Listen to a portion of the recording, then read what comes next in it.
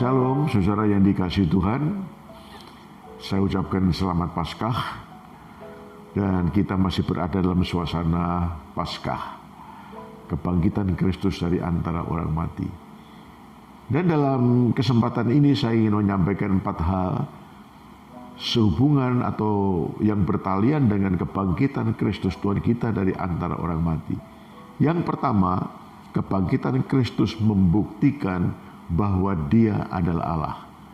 Ya, mari kita baca surat Roma pasal 1 ayat 2, 3 dan 4. Injil itu telah dijanjikannya sebelumnya dengan perantaraan nabi-nabinya dalam kitab-kitab suci tentang anaknya yang menurut daging diperanakkan dari keturunan Daud dan menurut roh kekudusan dinyatakan oleh kebangkitannya dari antara orang mati bahwa ia adalah anak Allah yang berkuasa, Yesus Kristus Tuhan kita. Amin. Nah, dari teks bacaan kita hari ini kita menemukan Kristus Tuhan kita dilihat dari 2 sudut, dari 2 sisi. Yang pertama dilihat dari sisi kemanusiaan, yang kedua dilihat dari sisi kealahannya. Dari sisi kemanusiaannya, dia dilahirkan sebagai keturunan Daud. Ya, sebagai keturunan Daud. Lahir dari seorang anak darah, ya, dan itu yang kita lihat. Tentu saya tidak punya waktu banyak bicara tentang kemanusiaannya ini. Dan tentu mengapa? Mungkin banyak orang bertanya mengapa firman itu harus menjadi manusia. Mengapa harus ada inkarnasi? Nah, tujuan kemanusiaan dari Kristus, tujuan firman itu menjadi manusia adalah supaya dia bisa mati.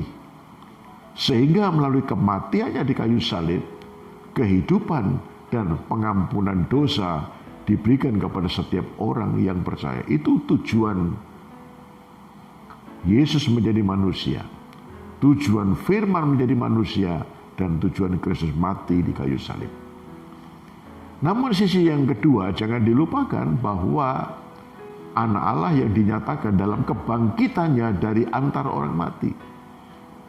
Kemanusiaannya dia lahir sebagai keturunan Daud, tetapi kealahannya dibuktikan dalam hal bangkit dari kematian.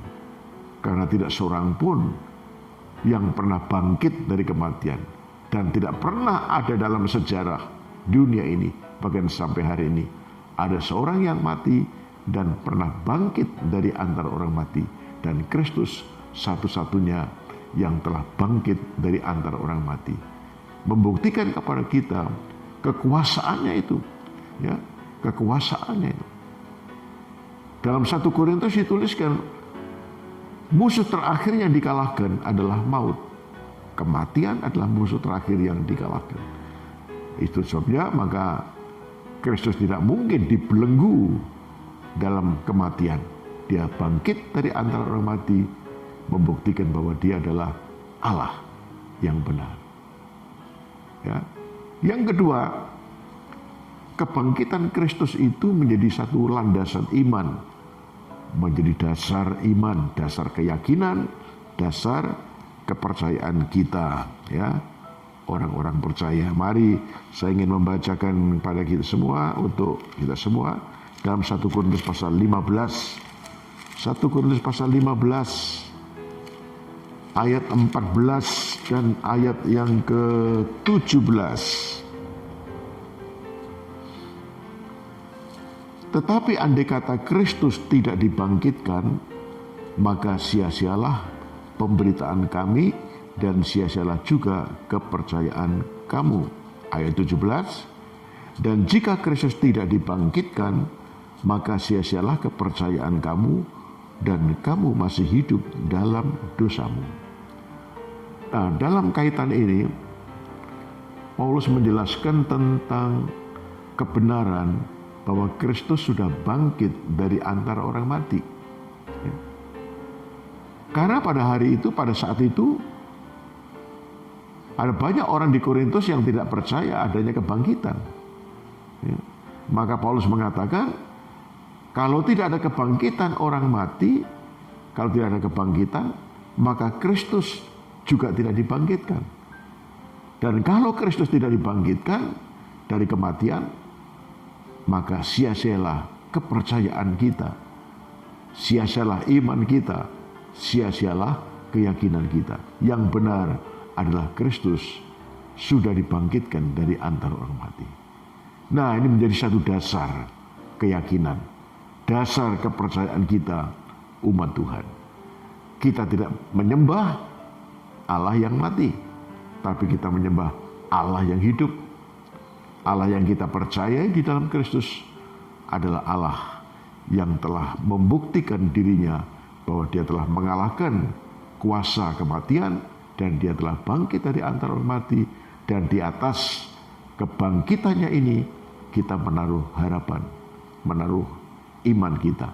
Jadi kita orang-orang percaya, kita mendasarkan keyakinan kita, mendasarkan iman kita bukan di atas landasan atau dasar yang lain, tetapi di atas dasar Tuhan yang telah bangkit dari antara orang mati. Sekali lagi, kematiannya memang terjadi untuk mengampuni, memberikan pengampunan atas dosa-dosa dan kesalahan kita, namun kebangkitannya dari antara orang mati menjadi satu landasan dasar iman kita. Kita bersyukur bahwa sekali lagi kita tidak mendasarkan iman kita di atas dasar yang lain, tapi di atas dasar Kristus yang bangkit dari antara orang mati. Di atas dasar Allah yang hidup, Allah yang berkuasa. Puji Tuhan. Yang ketiga, kebangkitan Kristus menjadi dasar pengharapan. Jadi kita umat Tuhan ya, adalah para pria wanita yang punya pengharapan. Pertama-tama pengharapan bahwa kita sudah mendapatkan pengampunan dosa, pengharapan mendapatkan hidup yang kekal, pengharapan pada kekekalan, dan pengharapan pada masa depan yang lebih baik. Kita yakin itu. Sebagaimana kebangkitannya itu menjadi dasar dari iman kita, menjadi dasar dari keyakinan kita, maka kebangkitan Kristus menjadi dasar landasan dari pengharapan kita. Dalam kehidupan ini kan ada begitu banyak pengharapan-pengharapan. Ya. Tetapi pengharapan yang terutama adalah pengharapan untuk mendapatkan apa yang Tuhan janjikan, menerima hidup yang kekal. Menerima hidup yang kekal. Ini pengharapan utama. Namun pengharapan kita bukan hanya mengharapkan pada kehidupan setelah kematian, pada kehidupan kekekalan nanti, tapi dalam kekinian kita ya, ada pengharapan-pengharapan, dan kita yakin bahwa kita akan pengharapan kita bukan sesuatu yang kosong, tapi satu kali kita akan melihat, merasakan bagaimana pengharapan-pengharapan kita ini bukan sekedar impian indah, bukan sekedar sebuah pengharapan yang kosong, tapi Tuhan akan mewujudkan pengharapan kita menjadi sebuah kenyataan. Saya akan membaca dalam surat 1 Petrus pasal 1 ayat 3. 1 Petrus pasal 1 ayat yang ketiga. Luar biasa ayat ini. Terpujilah Allah dan Bapa Tuhan kita Yesus Kristus, yang karena rahmat-Nya yang besar telah melahirkan kita kembali oleh kebangkitan Yesus Kristus dari antara orang mati kepada suatu hidup yang penuh pengharapan. Ya. Ayat 4. Untuk menerima suatu bagian yang tidak dapat binasa, yang tak dapat cemar, dan yang tidak dapat layu, yang tersimpan di surga bagi kamu. Puji Tuhan. Ya. Kebangkitan Kristus telah melahirkan kita, menghantarkan kita ke dalam sebuah hidup yang baru. Nah, dulu hidup kita itu adalah hidup yang tanpa pengharapan. tanpa Allah, tanpa pengharapan, tanpa janji-janji, tanpa Bapa katanya, ya. Tapi kita bersyukur, ya, dosa memang menghancurkan segala-galanya, namun sekali lagi kita bersyukur bahwa kebangkitan Kristus dari antara orang mati menghantarkan kita, melahirkan kita ke dalam suatu suasana yang baru, ke dalam sebuah area yang baru, hidup yang penuh pengharapan. Jadi bagi kita, hopeless itu tidak pernah ada. Kamus hopeless itu tanpa harapan bagi kita tidak pernah ada. Karena di dalam Kristus selalu ada harapan. Betapa sulitnya situasi sekalipun, ya, tapi selalu ada pengharapan. Ya. Nah, pengharapan untuk menerima sesuatu yang tidak dapat layu, yang tidak dapat rusak, dan yang tak dapat binasa. Mungkin banyak orang bertanya, apa sesuatu yang tidak bisa layu, yang tak dapat rusak dan tak dapat binasa? Itulah kehidupan kekal yang Tuhan janjikan bagi kita. Ketika langit dan bumi yang lama ini lenyap, maka Tuhan akan memberikan kepada kita langit dan bumi yang baru sesuai dengan janjinya. Di sanalah kita akan hidup bersama dengan Dia, bukan untuk sementara, tapi hidup untuk selama-lamanya. Sukacita, kesenangan, kenikmatan bersama dengan Dia untuk selama-lamanya. Alkitab menuliskan, di sana Dia akan menghapus air mata dari mata kita. Tidak ada perkabungan, tidak ada duka cita, ya, tidak ada penderitaan, karena yang lama sudah berlalu, yang baru sudah terbit. Itulah kehidupan bersama dengan Tuhan untuk selama-lamanya. Itulah yang dimaksud oleh teks kita pada hari ini, untuk menerima sesuatu yang tidak dapat rusak, yang tidak dapat layu, dan tak dapat binasa. Nah, pertanyaannya adalah, kalau sesuatu yang bernilai kekal seperti itu, ya, kalau surga sudah Tuhan sediakan bagi kita, kehidupan bersama dengan Dia dalam kekekalan disediakan bagi kita, masakan yang sementara tidak Tuhan sediakan bagi kita. Itulah sebabnya Tuhan Yesus berbicara tentang kekhawatiran. Jangan hendaknya kamu khawatir dan berkata, apa yang akan kumakan, kuminum, pakai, dan seterusnya. Ya, bahwa Bapamu di surga tahu kalau kamu membutuhkan. Kalau Bapa di surga tidak pernah mempertahankan putranya, putra itu diberikan kepada kita, mati di kayu salib, bangkit dari antara orang mati, maka apakah Bapa di surga tidak memberikan sesuatu yang lain? Sesuatu yang lain itu bicara tentang ya makanan kita, minuman kita, pakaian kita, kebutuhan untuk hajat hidup sementara ini. Sekali lagi, kalau yang kekal Tuhan sediakan, maka yang sementara pasti Tuhan sediakan bagi kita. Ya, itulah dasar pengharapan kita. Ya. Nah, di tengah-tengah situasi pandemi hari ini, di mana pandemi ini memberikan suatu dampak yang begitu buruk, ya, jadi termasuk juga dampak ekonomi, begitu banyak keluarga-keluarga mengalami kesukaran, kesulitan ekonomi, kesulitan keuangan.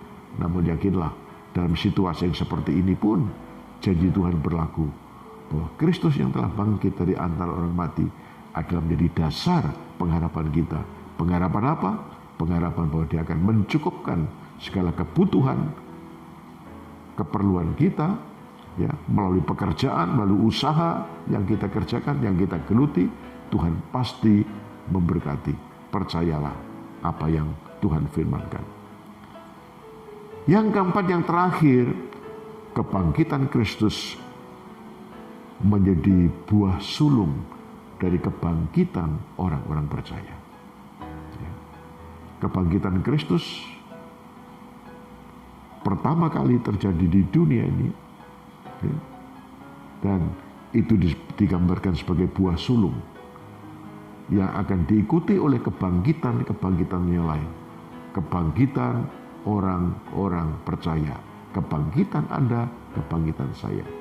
Jadi kalau ada kekasih-kekasih kita, orang-orang yang kita kasihi, mereka telah mendahului kita melalui kematian, yakinlah bahwa mereka akan dibangkitkan pada suatu saat nanti.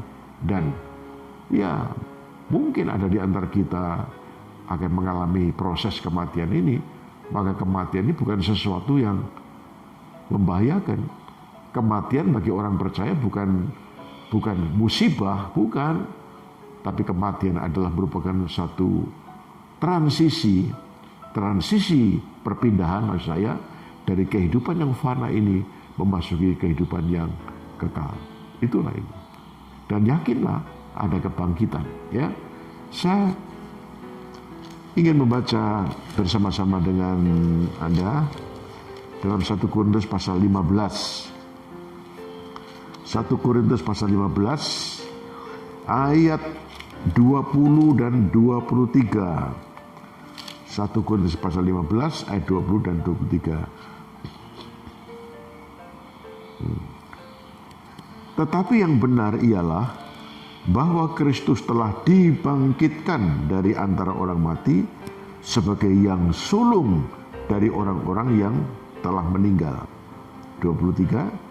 Tetapi tiap-tiap orang menurut urutannya, Kristus sebagai buah sulung, sesudah itu mereka yang menjadi miliknya pada waktu kedatangannya.